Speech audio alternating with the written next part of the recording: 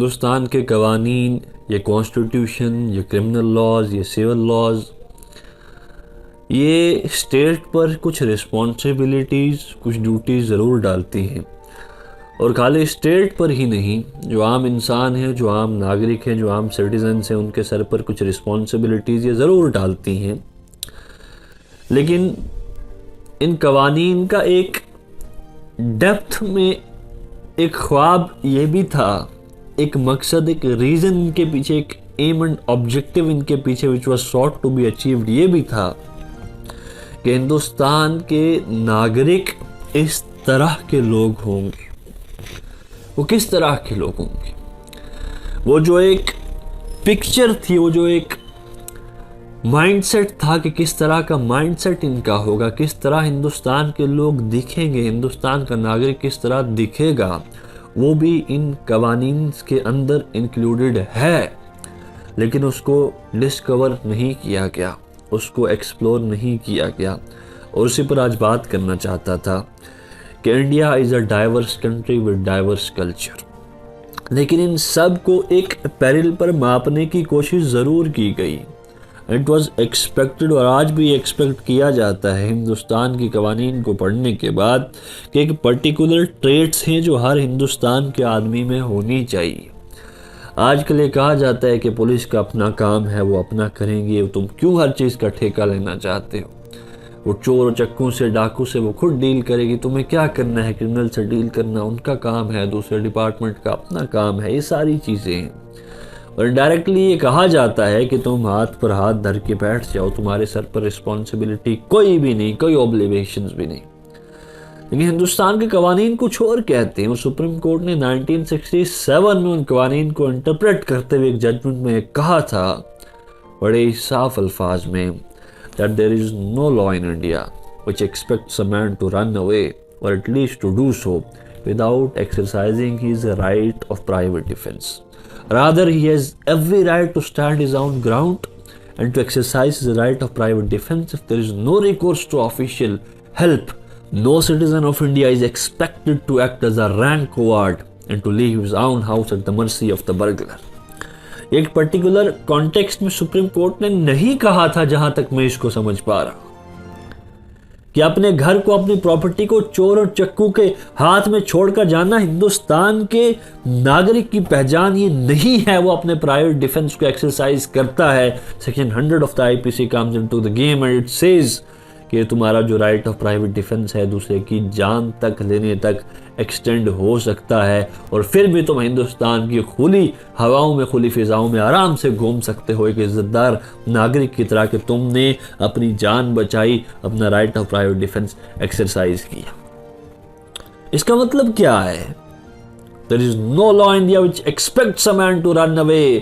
हिंदुस्तान का कोई भी कानून ऐसा नहीं है जिसमें लिखा हो, दर्ज हो कि तुम चोरों चक्कू से डर जाओ, गुंडों से डर जाओ, जालिम से डर जाओ और वहां से भाग जाओ। नहीं, ये हिंदुस्तान के कवानीन की रूह ये नहीं है। तो वहां पर खड़े रहकर अपने सेल्फ डिफेंस को एक्सरसाइज करना, ये है हिंदुस्तान के कवानीन की रूह। और ये बढ़ सकता है जितना बढ़ जाए। कोई तुम्हारी जान लेना चाहता है बगैर किसी मकसद के, अपने बचाव में तुम उसकी अगर जान ले लो और तुम्हारे पास कोई और रास्ता नहीं है तो तुम्हें कोई नहीं पूछ सकता। हिंदुस्तान के कवानीन की रूह है। कहने का मतलब क्या है कि वो नागरिक, हिंदुस्तान का हर वो इंसान, हर वो नौजवान जो इस काबिल नहीं कि अपने आप की हिफाजत कर सके, अपने जान की, अपने माल की, अपने प्रॉपर्टी की, अपने लोगों की हिफाजत कर सके, उससे उम्मीद नहीं रखी जा सकती कि कल को जब इस देश पर, इस मुल्क पर कोई संकट आएगा, कोई परेशानी आएगी, वो सामने आएगा अपनी जान की कुर्बानी देने के लिए। वो इस काबिल नहीं है कि सोसाइटी ने उसको इतना कमज़ोर कर दिया कि हर चीज़ में जाके कंप्लेंट लिखानी पड़ेगी, पुलिस इन्वेस्टिगेशन करेगी, लेकिन जो नुकसान उसने तुम्हारा करना था वो करके चला गया। You had every opportunity to exercise your right of private defense, but you didn't. नहीं किया तुमने। इसलिए वो इसलिए कि सोसाइटी ने बहुत चीज़ें तुम्हारे दिमाग में डाल रखी थी। तुम्हारे सामने चोरी हो रही थी, जुर्म हो रहा था, तुम कुछ नहीं बोले। कल को कौन कोर्ट में जाएगा, कौन गवाहियाँ देगा, कौन थानों में खड़ा होगा, मैंने कुछ नहीं देखा, ना मैं किसी को जानता।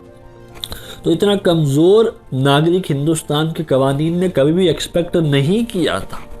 47 से कुछ देर पहले हमारे पास हथियार नहीं थे, हमारे पास एडवांस टेक्नोलॉजी नहीं थी, हमारे पास यही खुददारी थी कि हम अपने वतन को नहीं बिकने दे सकते, नहीं लुटने दे सकते। और उस खुददारी की बिना पर हमने इस देश को आज़ाद करवाया था।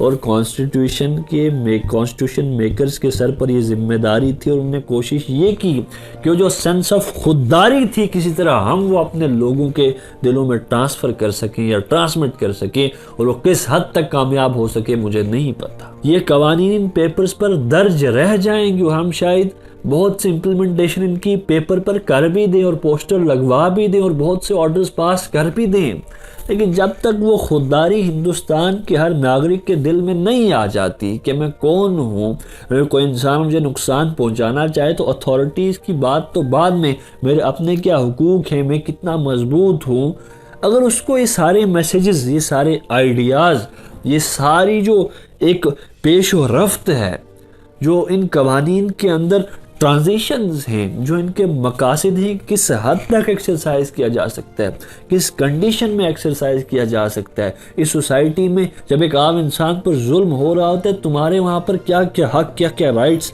क्या क्या पावर्स हैं। हिंदुस्तान के कवानीन क्या चाहते हैं, एक आम नागरिक से अगर ये इन लोगों को नहीं बताया गया तो हिंदुस्तान सही मानों में तब तक आज़ाद नहीं हो पाएगा। तो आज मेरी बात करने का मकसद ये था कि अपने आप को जो इंसान इतना मजबूत नहीं बना पा रहा कि वो अपनी आप की, अपने जान की, अपने माल की, अपने लोगों की हिफाजत कर सके, तो हिंदुस्तान के कवानीन के हिसाब से वो सही में अपने आप को यहाँ का नागरिक कहलाने के लायक नहीं है, या वो नागरिक जो आईने हिंद जिस तरह का नागरिक हिंदुस्तान के अंदर देखना चाहता है उस तरह का नागरिक नहीं बन पाया। और इस देश को कभी भी संकट से बचाने के लिए, इन लोगों को बचाने के लिए, जब ऐसे खुददार लोग हिंदुस्तान के हर घर में होंगे तो अनकरीब वो क्राइम रेट हो, वो इलिटरेसी रेट, वो कोई भी मसला हो, और ज़रूर कम होता हुआ देखेगा। वो इसलिए कि अब खुददार नौजवान मौजूद हैं कि जिनको अपने हुकूक के बारे में पता है, अपने राइट्स का पता है, अपने पार्स का पता है। कोई क्रिमिनल, कोई बुरी नज़र उनके घर पर, उनकी जायदाद पर, उनकी प्रॉपर्टी उन पर डालना भी चाहता है तो वो जानते हैं कि उससे कैसे डील करना है। और करीब हम देखेंगे अगर ये सारी चीज़ें हो गई, मेरे और आप जैसे लोग इसमें कामयाब हो गए कि हमने सही में हिंदुस्तान के कवानीन का वो मैसेज लोगों तक पहुंचा दिया, तो अनकरीब एक इनकलाब होता हुआ हम देख सकते हैं। वो इनकलाब कि जिसमें लोग अपने हुकूक के बारे में जानते हैं, वो इनकलाब जिसमें लोग अपनी जायदाद की, अपने माल की, अपने लोगों की हिफाजत करना जानते हैं, वो इनकलाब के जिसमें एक मुजरिम को जुर्म करने से पहले एक आम इंसान से डर लगता है।